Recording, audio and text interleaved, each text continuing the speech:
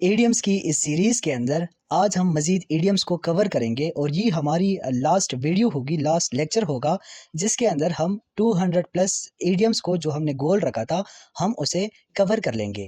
So the next idiom is region of terror, means دہشت کا علاقہ.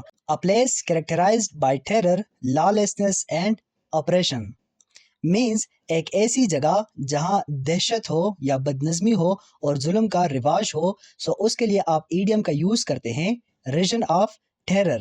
یہاں پر اگزامپل سے سمجھتے ہیں ان دا فیوچر کاجا may be considered a region of terror if the current lawlessness and oppression continue. اگر موجودہ بدنظمی اور ظلم جاری رہا تو مستقبل میں فیوچر میں کاجا کو دہشت کا علاقہ سمجھا جا سکتا ہے. The next is the rising sun, means ابھرتا ہوا سورج. Someone who is rising in power, influence or success.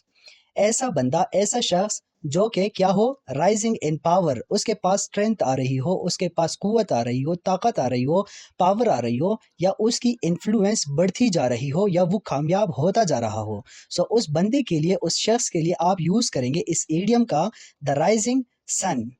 With example, you are the rising sun, my dear, but never uses your power for evil purposes. اب یہاں پر کہہ رہا ہے کہ you are the rising sun.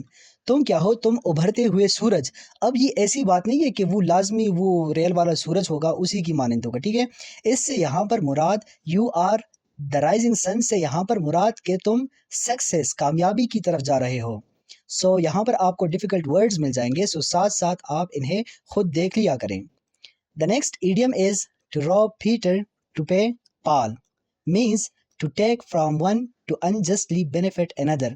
کسی سے غیر مناسب طریقے سے کوئی چیز لینا، اس کا حق لینا اور دوسرے بندے کو دینا. سو اس کے لیے آپ یوز کرتے ہیں to rob Peter to pay Paul. ایک بندے سے کوئی چیز لینا، اسے لوٹنا غیر طریقے سے، انجسٹلی، نا انصافی کے ساتھ، اور دوسرے ایسے بندے کو دینا جو اس کا مستحق نہ ہو. سو اسے آپ کہیں گے، اس کے لیے آپ یوز کریں گے اس ایڈیم کا. With example, you will gain nothing if you rob Peter to pay Paul. Such actions will add to your bad deeds and you will face consequences. You will gain nothing. تمہیں کچھ بھی حاصل نہیں ہوگا اگر تم کیا کرو گے؟ rob Peter to pay Paul. کیا کرو گے؟ ایک ایسے بندے کو کوئی چیز رشوت لے کے دو گے جو اس کا مستحق نہ ہو. اور کس سے؟ مستحقین سے، جو اس کے مستحق ہو، جو اس کے رائٹ بندہ ہو اس کے لیے.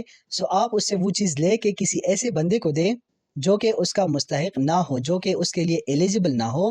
سو such action will add to your bad deeds. ایسے اعمال تمہارے برے اعمال میں شامل ہوں گے. The next is rise like a phoenix from the Ashes.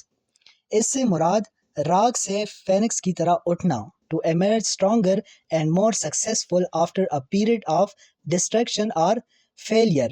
کوئی بھی انسان، کوئی بھی بندہ جب ڈسٹرکشن کا شکار ہو، فیلئر کا شکار ہو، ناکامی کا شکار ہو، اور اس کے بعد سے وہ کیا ہو؟ سکسیس کی طرف جائے، سکسیسفل پیریڈ اس کی طرف جائے، ٹھیک ہے؟ سو اس کے لیے آپ یوز کریں گے rise like a phoenix from ashes. With example, after losing everything, she rose like a phoenix from the ashes and rebuilt her life. سب کچھ کھونے کے بعد اس نے فینکس کی طرح راک سے اٹھ کر اپنی زندگی دوبارہ بنائی. The next is rough and tumble. The ups and downs are challenges of life. Rough and tumble ہمارے پاس ایک ایڈیم ہے جس کا مطلب ہے اتار چڑھاؤ، means زندگی کے مشکلات اور challenges. With example, I faced many rough and tumble times in my life, but I never let them demotivate me. میں نے اپنی زندگی میں بہت سے اتار چڑھاؤ دیکھے ہیں، بہت سے ٹربلز، بہت سے مشکلات، بہت سی پریشانیاں دیکھی ہے، لیکن میں نے کبھی بھی حوصلہ نہیں ہارا.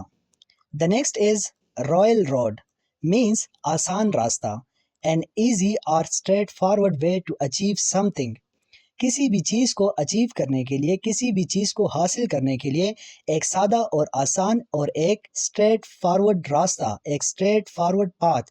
سو آپ اس کے لیے یوز کرتے ہیں رویل روڈ، کوئی کام آسانی سے یا سیدھے طریقے سے حاصل کرنا. With example, there is no royal road to passing the CSS exam in Pakistan. Only hard work leads to success.